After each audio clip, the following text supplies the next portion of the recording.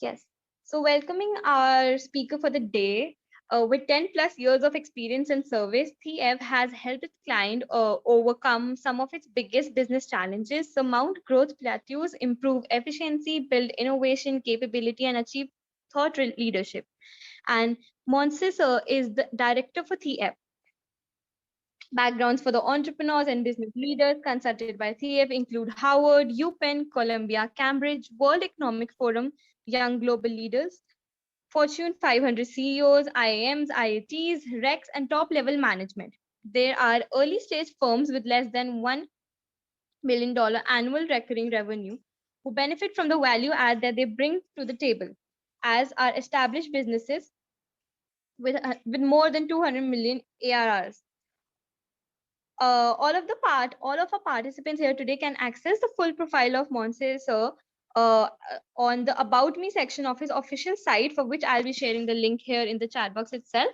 And you're free to ask him any relevant questions that might be in trust of you. Over to you, sir. Thank you so much, Paridhi. Thank you so much, Varun. Thank you, Nitya. Thank you, Shreya. Thank you, Diksha. So wonderful to be here for the Isaac Forum, and looking forward to really interacting with all the youngsters over here. More than happy to take up any questions which might be of interest to you, and looking forward to the interaction.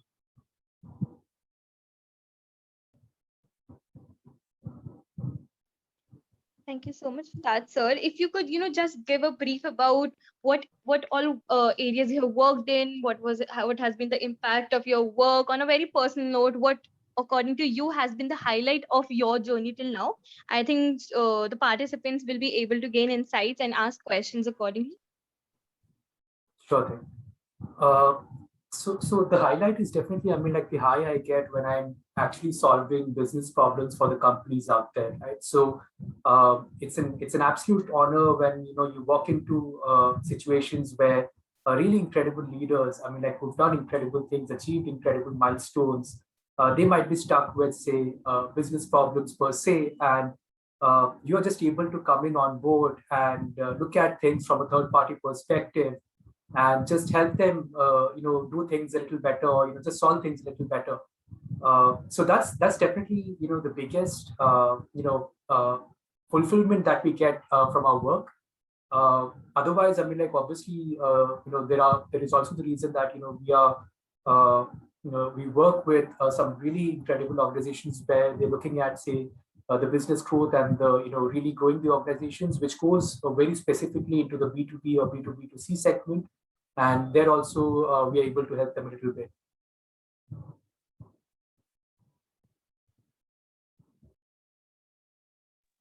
Thank you so much, sir. So I think I have one introductory question to ask, and I think this is what I'm saying on behalf of young students like me. I'm a third-year student.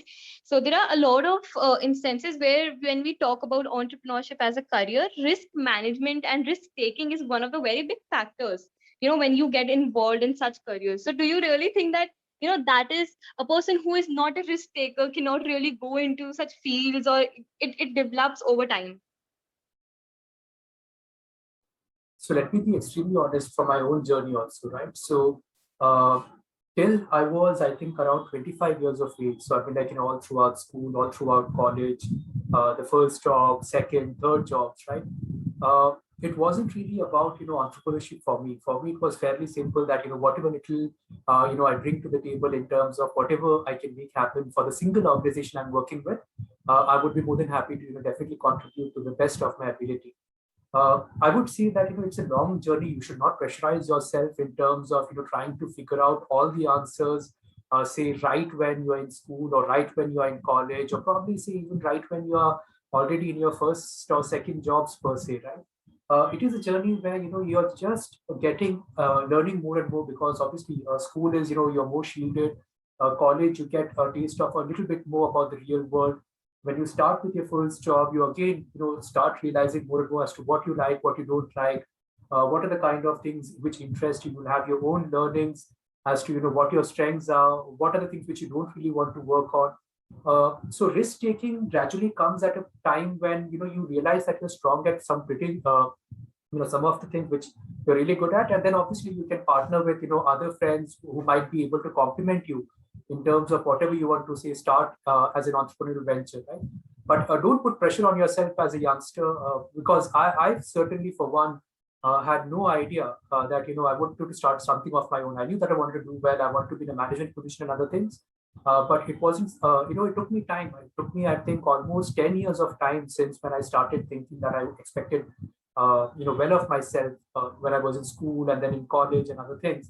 But it took me time to really learn about what is it that I'm good at, what are the things that I can manage, what are the things that I can deliver upon, and gradually reach the stage where I became comfortable with taking the decision to really jump it full time.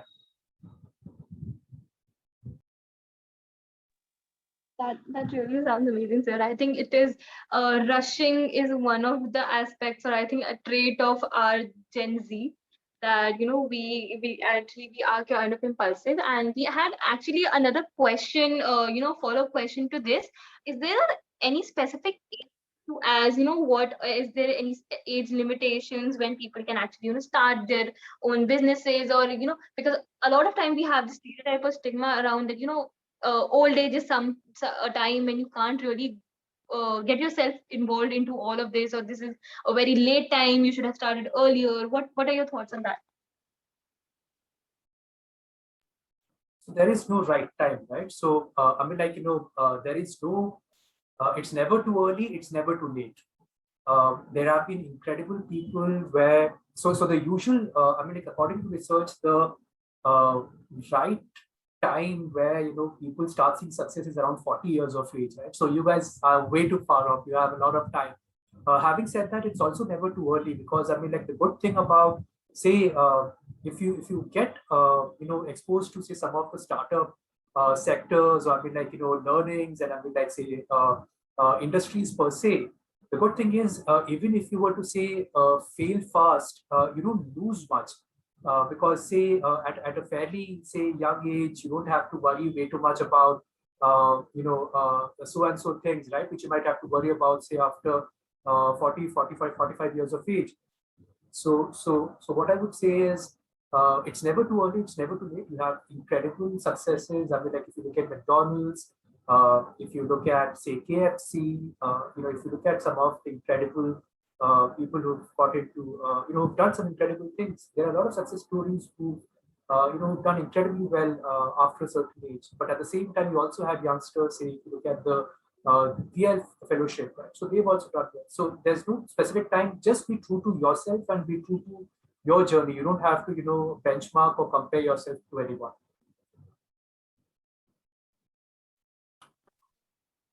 So, Sir, I have a question. yes, you go ahead. Okay. Sir, knowing what you know now, is there anything which you would have done differently when you were first starting out? Yeah, one thing which happened a bit late for me was, I was only I was 28 when I took up something like an IQ test, right? So I did well in school and college, and never really pushed myself, right? So I was like the guys. PT, I never failed a paper. I've done well in terms of marks and everything. I've even topped a few subjects in at school level, in the CBSE 10th and 12th and all that stuff, but I never really had to push myself. What happened was, at the age of 28, I took up my IQ test and realized that I could do things a bit faster, and my IQ was in the 97th percentile. So what happened after that was, I started taking time more seriously. So what happened was, I started wasting time a little bit less and just started doubling down on the knowledge which I had to acquire. So anything which helps you, improve your sense of self, anything which helps you hold yourself in higher esteem and higher expectations, you should take up those chances as early as you can, and always have high expectations, regardless of whether others have it or not. So always hold yourself to high standards, and things will happen. The only thing is, if you come to know that you have some certain gifts, or if you have some, say, certain strengths, you can just double down on them. So one thing which I've said earlier also at one of the talks was, as human beings, we don't have to be 100 at everything, right?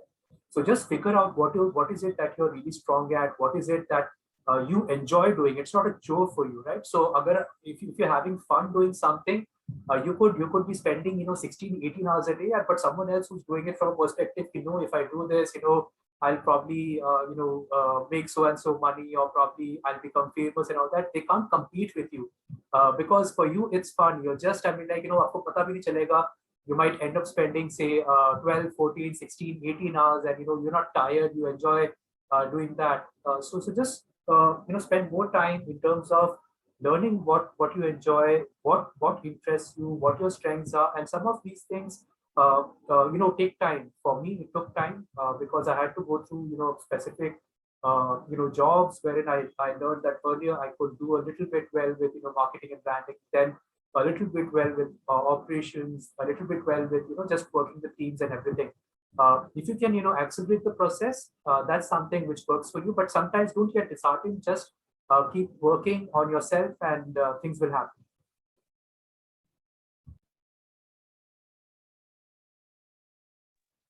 Thank you so much, sir. I hope that answered your question, Aniha. We have another question in the chat box coming straight from Indonesia by Yasik. I hope I'm pronouncing your name correctly.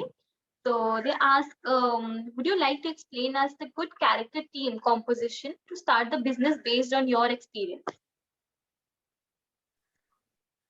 So basically, if you look at, say, anything in terms of a basic startup or business, there is something which solves a problem, and there is someone who's selling that solution to the problem.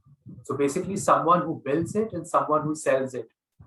That's like the ideal co-founding team, and obviously you can stretch it to say even a third co-founder who could be helping with one more aspect of company building per se, right? So an ideal team would be where someone can make the product, and second, someone who can scale or sell the product. And obviously you will have more components like someone who can help you with, say, the accounting part of it, keeping your books clean, ensuring that you're able to figure in all the cash flows and other parts of it. And also it's also good to invest and partner early on the legal aspects of it, because regardless of how good the party in front of you might look like, it's always good to have whatever you sign off in terms of understanding by a good legal agreement. So these are a couple of things which you can start off with, and I hope that answers the question. Okay, thank you so much for your time to answer the question as well. Next up, we have a lot of questions coming. So the next question is from Monica. For a person who is still contemplating whether consulting is for them or not, sir, can you please share your views on or advice to people who wish to know more about this field of management consulting? What should be our first step as beginners? So just a gentle heads up, our firm focuses solely on the growth aspect of it, and working with ventures on problem solving and helping them scale their business. So we are very focused, we are very niche, and we just like to spend more time on problem solving, working with founders, working with founding teams, a few investors, a few accelerators and incubators per se.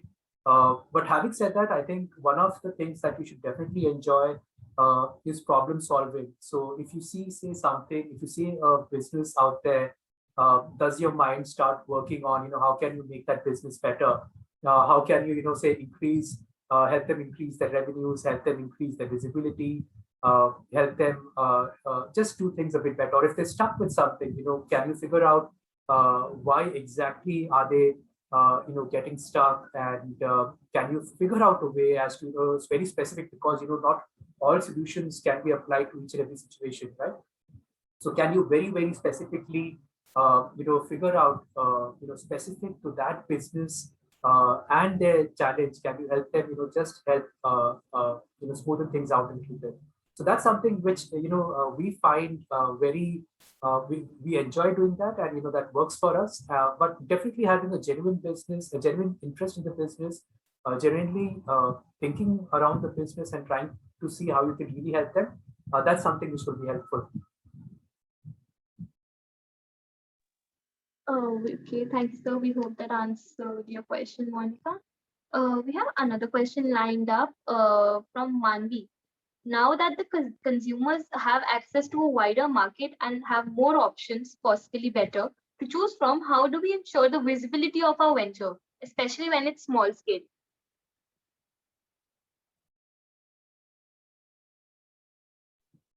Well, you have to take your time. I mean, like, I've always believed that, don't really worry about visibility right out. It definitely works. I mean, like, say this is your, say, second or third venture, and you've already got, say, all the relationships in place, you've got all the influences in place and other things. But otherwise, say, if it's your, say, very first venture, just focus on whatever the problem you're solving, can you do it really well enough, right? So it's like you have your product and you have your, say, marketing part of it. You have to ensure that there's a fine balance, right? So, for example, if, say, you start the marketing part of it or the visibility part of it before you really got the product or the solution part right, what happens is the first consumers who come in touch with you, and if the experience is not that great, then they would not be your brand ambassadors in terms of word of mouth marketing, right? You don't want that to happen. So you want each and every customer, or at least 90 to 95% plus percent of your customers to really be happy about having come in touch with what you're solving for them. And at the same time, it's marketing is also super important, because you could be having the best product in the world, but say if you don't really market it, no one knows that you have that best product out there. So it's a fine balance, and I think there are multiple ways you can do it. The good thing is the internet is something which we currently have. So if you're out there and really putting your product out there, going out to, say, forums where your customers are trying to understand what are the challenges that they're facing, freely helping them out with the solutions, also giving them the chance to take a look at your products. All these are things where getting on board influencers, having a win-win understanding. Well, if they also if they also happen to be customers of your product, there's nothing like it, because having genuine customers really talk about and advocate your product is something which is the best thing you can hope for, and that's what you should be ideally aiming for. Yeah. That is out a lot of questions, I guess. So even I had a very personal question, since I have been a entrepreneurship student myself back in school. So we are always taught about the SMART goals that we should have, like as standing for specific. But then on the contrary, when we get into this field of entrepreneurship, people say it is for experimentation or exploration. So since a lot of money is required, I would say that finances are required to uphold any kind of business or venture that we are starting. Don't you think this is contrary to have specific goals, and but side by side explore what we want to do as well? So just be focused on the destination and not how you get there. So obviously, I mean, like, your what's your final goal, right? I mean, like, it's again a totally specific to each and every one of us. So if your final goal is, building something good out there, and just ensuring that people find it valuable, because you will be coming in touch with your own learnings, right?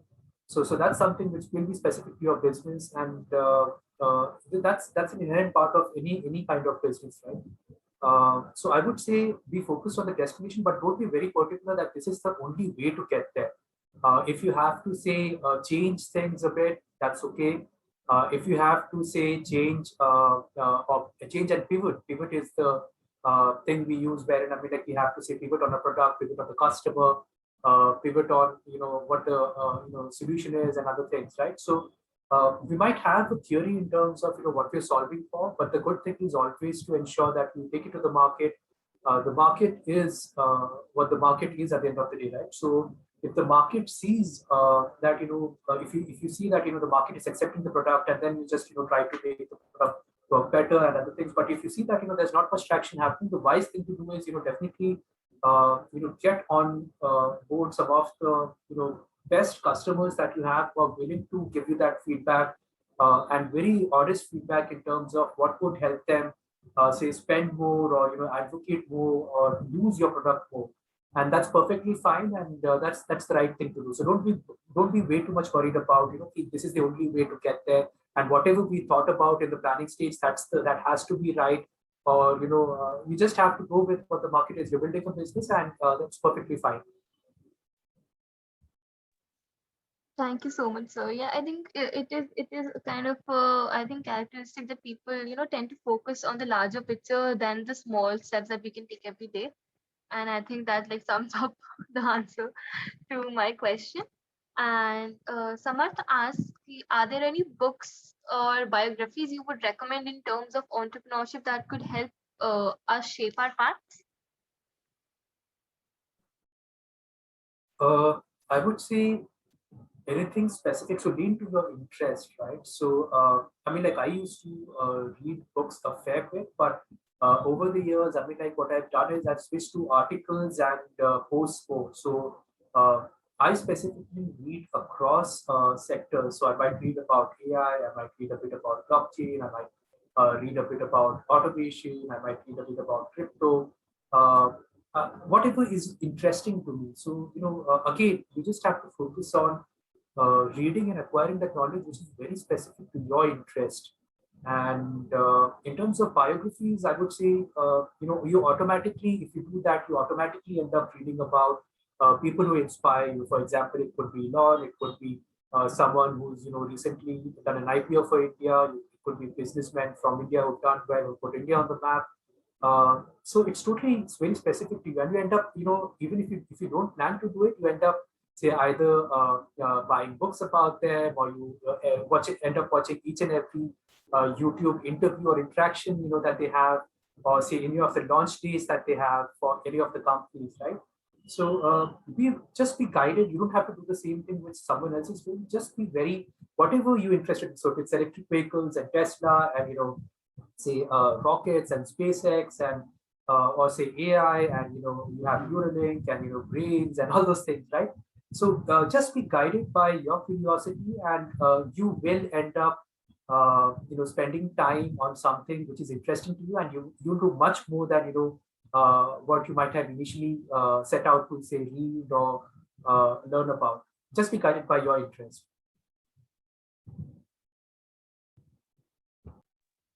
I hope that answers your question, Samarth. We have another question. If anybody would like to unmute themselves and ask the question, then you can do it too. You like don't have to wait for me to take up the questions from the chat box. Uh, If anybody, yeah, actually, I just had a question. Thank you so much, sir. Actually, the session is enlightening, and I mean, most of my questions are cleared up. But it's just that what are the some small issues? I mean, apart from finances and, I mean, not focused marketing, or a diverse marketing, that I should say. So, what are the some small problems that people should never neglect when they're starting a new project or a startup? I'm so sorry, I got the problem part of it. Should I just focus on the some of the pitfalls, or is there more to the question? Actually, I mean, there are some minor or small problems that people neglect when they're starting up. Maybe, I mean, I don't know, when I talk to different people, so they tell me कि यार ये तो इतनी छोटी सी चीज थी और हमने miss out कर दी. So, did you see anything of that sort which people should not neglect? Sure. So there are three components to any business, right? You have the product, which is what problem are you solving, and does your customer feel that what you have made really solves his or her problem, right? The second part is the market, which is how big is the market. So is your product a niche product, or is your product something which can be scaled? And then again, you will go deeper into figuring out how do you want to really play to your strength over there. And the third part is the team part of it, which is, who are you partnering with? I mean, like, this is something any business, 95% of them will fail in the first 3 to 5 years, right? Only 5% of the businesses will remain 3 to 5 years down the line. So are you partnering with people, like-minded people who are in it for the long run? What happens when things don't go to plan, and can you trust those, team members, and are you all in it for the right reasons, right? So if you were to just go deeper into these three aspects, which is the product, the market, and the team, you will be able to just whittle out some of the concerns in terms of really how to go about your problem. So, for example, in terms of product, do you really want to have, say, 5 or 10 features when all you want to do is probably just 1 or 2 features really well, and people kind of de facto come to your product or solution to really take care of the problem part of it. In terms of the market, again, if it's a niche market, can you really build yourself and differentiate yourself to be amongst the best? Because I mean, like, why would you even spend time building something if you don't really dream about being the best out there, right? Amongst the best globally, not just India, because again, India definitely has the kind of brain power. We've seen Indians do incredibly well in India and abroad in executive positions and as founders, fairly well out there. So that's the second part of it. Or say if it's a if it's a huge market out there, again, you will find yourself be able to really get obsessive about the customer as to how can you really get it to, say, if it's a mass product out there, how can you get it to, say, the first 100 customers, from 100 to 1,000, 1,000 to 10,000, and then really scaling from there. And what are the things which really help your customer come back to your product or solution, right? What are the things which make it easier? Like Jeff Bezos says, if you're really obsessive about your customer, and he has some guiding principles, right? Like, for example, the customer would always want something cheaper, and the customer would never say no to getting a product earlier, right? So the faster he or she gets it, they would never say no to that.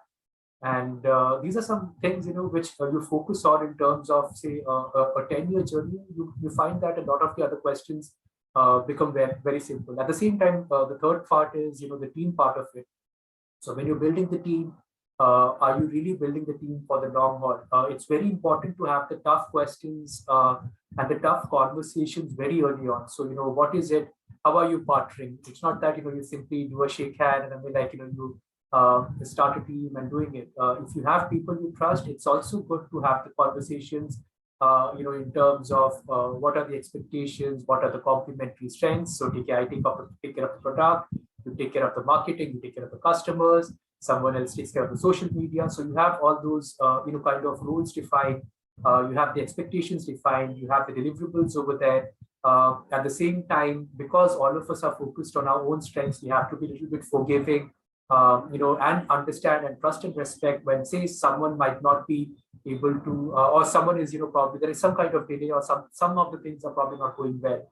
And being comfortable with discussions around, say, equity, right? So if you're building a private equity company, you're thinking of, say, fundraising and wealth creation and all those things, having honest discussions about, equity in the company for the co-founders. If you're getting on board, say, the first 10, 20 people, thinking on the lines of, would they have, something like ESOPs or smaller parts of equity per se, and having these honest discussions. The good thing is, and also something like vesting. So, for example, God forbid, an understanding doesn't work out. Are we okay shaking hands amicably and saying, let's work on the next thing together? But probably, this journey is not meant to be. So, having those understandings where you honestly have those discussions upfront instead of waiting for things to go wrong, and then realizing that you are unfortunately left with the decision to anyway go through the hard part of it. I think those are some of the things which will help bring clarity. I hope that helps.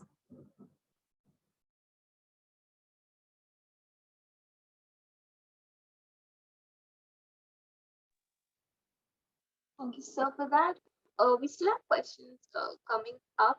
So, yes, ask again. Like he said that I would like to ask one more question. Talking about the business, there are two type of customer engagement, which are B2C and B2B. His question being how to implement AIDA, that is attention, interest, desire, and action, in B2B daily basis. Can you give specific sample how to approach customer? In this case, can you give an example when our business starts to expand globally? Sure. So I think we, before, say, we get working with any of our clients, we go through our own cycle of something called the product deep dive, which is basically before we onboard a client, or even say that we're going to partner with any of our clients, we say we're going to spend time with the founding team, and we're going to take a look at what your product is all about, and then see if we are the right partners to really help you in terms of helping being on the journey in terms of helping scale the business per se. So the first thing is obviously we spend time in terms of really understanding the team. Is it a team where because we also work on different models, so we might have a model which is very focused on something called the dual partnership model, which is we have a fixed fee and a success fee. So fixed fee is something which is more like a retailership, and basis the hours we spend with them, they might be a small amount which we'll be charging them. And then there's a success fee which will be charging them basis, all the good things that we make happen for them.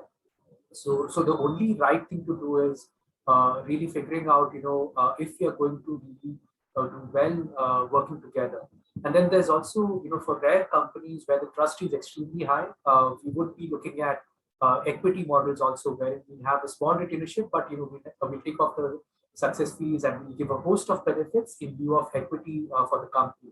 So what we do is, we spend time with the team. Again, if they come in with a referral or someone has recommended, especially if they are like, leaders we respect, and I mean like, say, former clients, then I mean like, it's definitely good, because it gives us the comfort that, if you feel good about those leaders, if you feel good about those clients, it gives us the initial comfort that, okay, these are good recommendations, and we should definitely spend time with them. So we spend time with the team, we try to understand what the vision is. Then we look at what they've already done, which is in terms of what their product is. So we work with companies which have achieved something called the product market fit. So the product market fit basically means that these are companies which already have a product or offering out in the market, and they will be having some happy paying customers. So we look at the product, we try to understand what is the pain point that they're trying to solve. Which are the customers that they're working with, being very specific to India, because India is where we are strong at, and we are now, venturing a bit on, I'll come to that.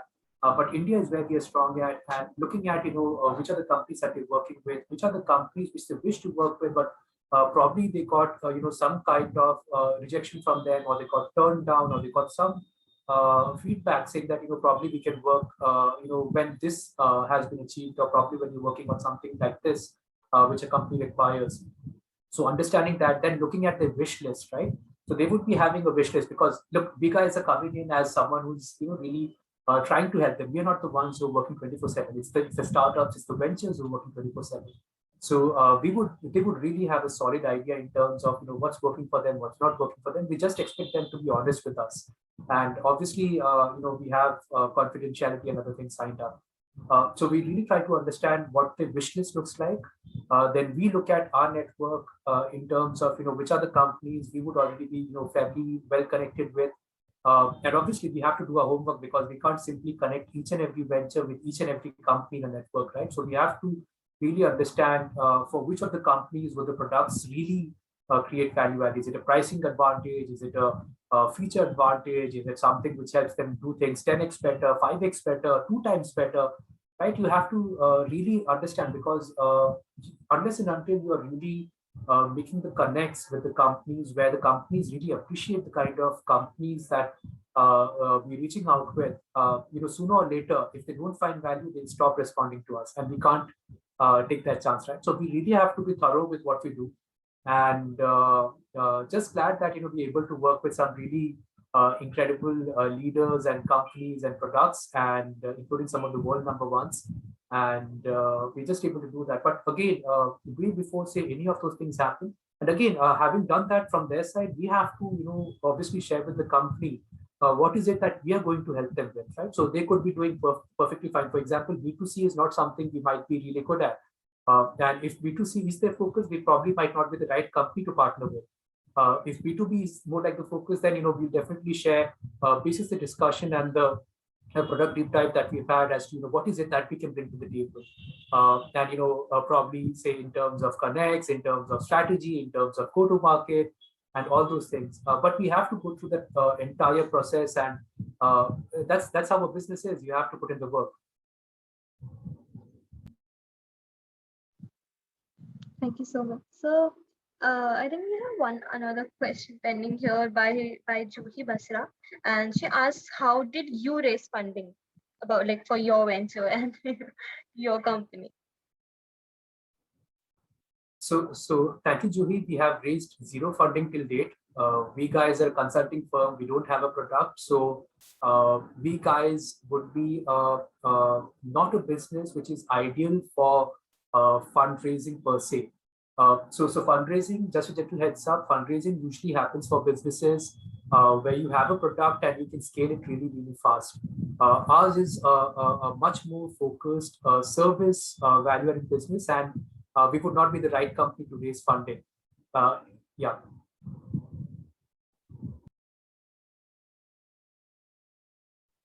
Thank you so much, sir. Yasik is thanking you for the insightful answer to his question earlier. And moving on, if anybody wants to, unmute themselves and ask any questions further. Do we have yours or like repeating myself? Hello. Yeah. Yes, Yeah. So I would like to ask you a question. Like, what have you enjoyed most about, starting your own company?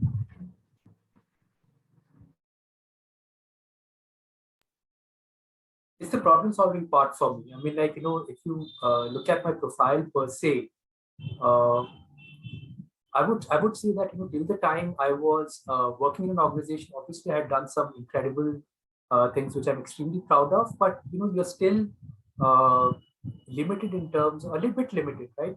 Obviously, you have incredible bosses and they give you, all the power, all the responsibility to do, but it's still defined a bit in terms of, very specifically to the organization, and obviously it's the right thing to do. One thing which I've enjoyed, really doing is, just expanding a bit on my potential part of it. So I think if you look at my profile, it's the 10th year of business. We started off in 2011. If you look at my profile, most of the things which are there in the profile have happened after, I started the firm, and I really went on my own dream, my own journey, right? So there, you might, I mean, like, there's no way I could have thought when I was starting off, say in 2011, that 10 years down the line, I would be having, say, quite a few of those things on my profile. So that's something, which, I'm just grateful for, and yeah, you just keep working, and a few things happen. Yeah. That's really amazing. Thank you so much, sir. That's like got brought up a question in my mind. So people who are looking forward to get into business fair right now, like in COVID times, although we are towards the end of it, hopefully, but there are a lot of businesses that took a downfall or were impacted very at the very least in a very short I would say, not very like dangerously, I would say, but in some of the aspects. So that has led to people not starting their own ventures right now, or they're afraid to do so. So do you have any tips or solution on how to do a careful planning for the same? So I would say, first rule is survival, right? So first things first, just take care of your survival part of it. Uh, let me just share this also. When we started off, our business, I started at 25, right? So at 25, when I started the business, a lot of the businesses did not take me seriously, right? I mean, like, I had done some good things as an employee, but, I didn't really have a track record in terms of, really having done things for my clients, and, really having the track record of having really taken care of projects and, achieved anything for them. Right? And I realized pretty early on that, the feedback, I mean, like, I was definitely arrogant. I knew that, I had some strengths, and, I could do some things, but, I was also quick to feedback, and it was the right feedback coming in. It said that, okay, what the kind of things that, some of the leaders are sharing in terms of, your time spent, and I mean, like, which are the clients you work with, and other things. It's a fair point. So what I personally did was, I moonlighted for 1.5 years, which basically meant that, I did not leave my day job. I was basically started, taking up meetings, starting with friends, right, from some of the really incredible institutions, and just tried, solving some of their problems for them. So it took me almost 1.5 years where I was making any kind of money. So for almost 8 months, I didn't even make any money, right? So thankfully, I was holding on to a day job, and I could do those things. But it took me gradually 1.5 years where I got the confidence, where I was working on the weekends, I was working in the evenings, where I had to go through that grind. And it's similarly with it's the same situation. I mean, like first thing is don't be totally. You definitely have to be rational, because if you do it just for the money part of it, there's no way you're really going to realize your dream. I mean, like if you're not you really have that vision for yourself that you really have this one life, and you really want to go all in. There is no way that when the tough times come, and trust me when I say this, the tough times will be there. I mean, like it's never a perfect joyride per se. Right? So there will be times when you will think of quitting, but the only thing which will help you not to quit is if you really have that vision for yourself, and how you think of yourself, and what you want your story to be, what your life's journey to be. My advice would be, there are a lot of good companies which are currently doing well in India. India, I think we have already 25 unicorns right now. The good thing to do is, definitely work on your skill set, see how you can be of value to some of these companies.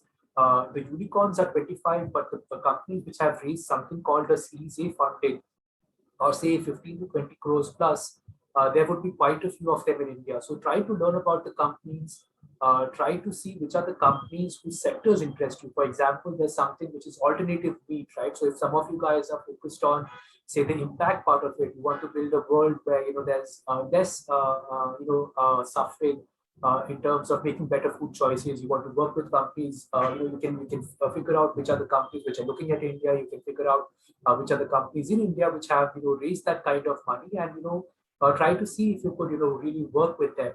And it could be the same. If you're really good with software, you can figure out which are the companies which are doing really well with software. Right? If there are companies which are working on robotics, you figure out which are the companies which are working on robotics. There are a lot of things which are happening in electric vehicles, in terms of batteries, in terms of new stations, new policies which are happening across states.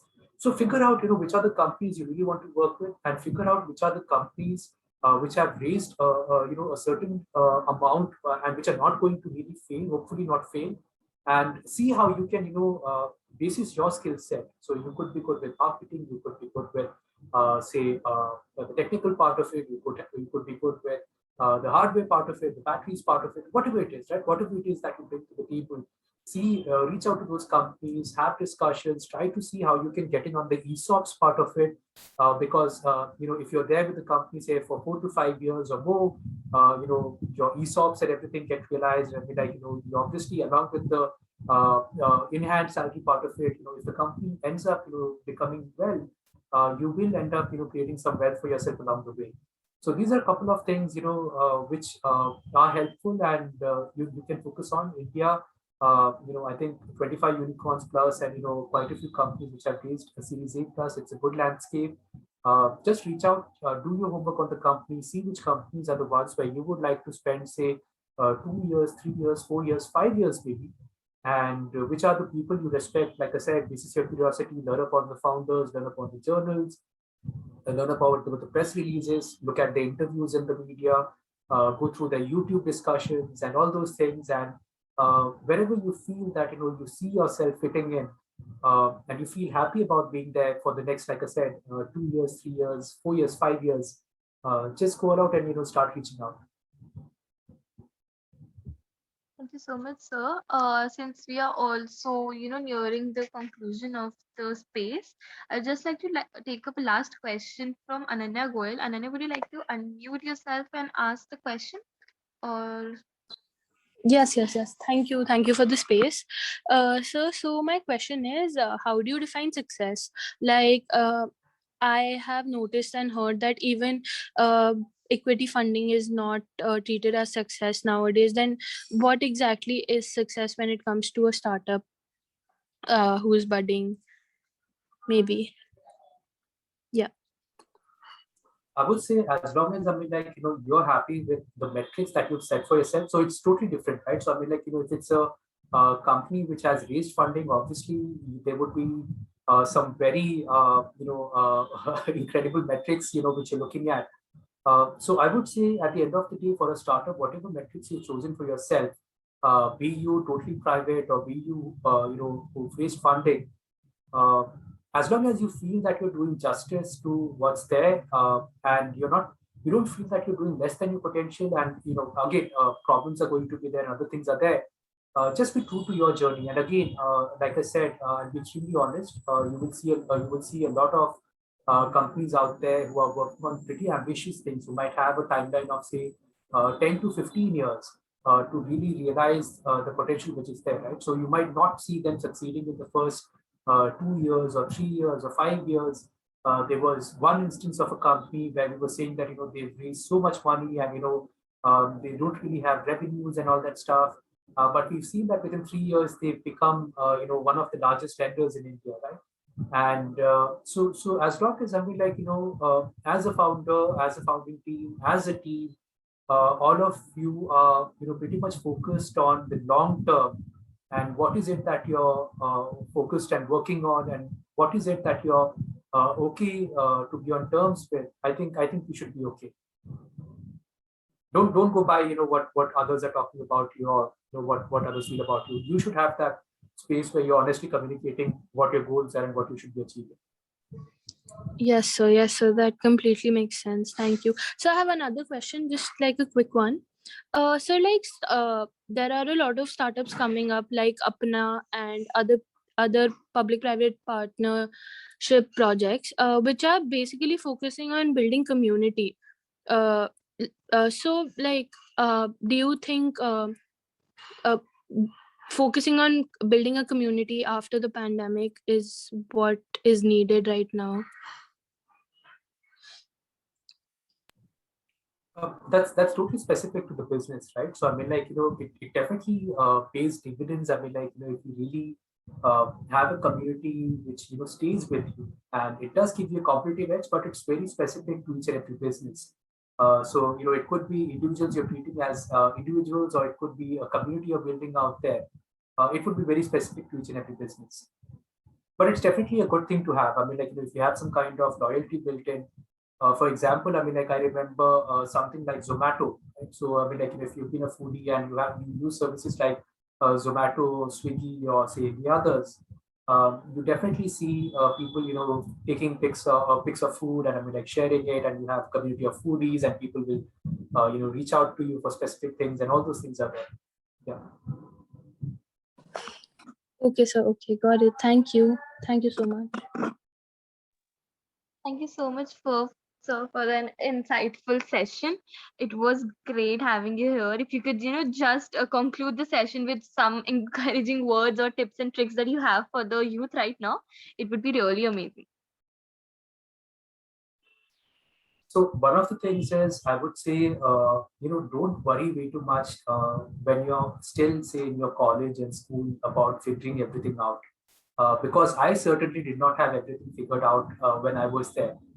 In fact, I took my time to really get back to really having that high standard, the high expectations in terms of what I really wanted to go after. So if at any point in time you feel that okay, probably everything else has everyone figured out, and I still don't have everything figured out, that's an okay space to be, because that's what most of the people go through. Take your time, focus on just becoming a better version of yourself over time. Spend time and energy doing that.